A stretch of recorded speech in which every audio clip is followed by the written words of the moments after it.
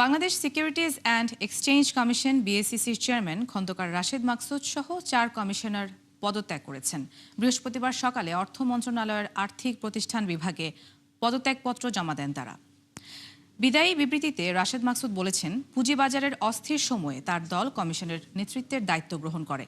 দায়িত্ব নেওয়ার পর থেকেই আইনি কাঠামো ও বাজার শৃঙ্খলা পুনর্গঠনের উদ্যোগ নিয়েছেন বলেও দাবি করেন তিনি। বিএসইসি চেয়ারম্যান ও 4 কমিশনার নিয়ে গঠিত কমিশন একযোগে পদত্যাগ করায় কার্যত শূন্য হল পুঁজিবাজার নিয়ন্ত্রক সংস্থার শীর্ষ নেতৃত্ব। কিছুদিন ধরে বিএসইসি পুনর্গঠনের উদ্যোগ নিয়ে আলোচনা চলছে সরকারের ভেতরে। এই প্রেক্ষাপটে চেয়ারম্যান ও কমিশনাররা একসঙ্গে সরে দাঁড়ালেন।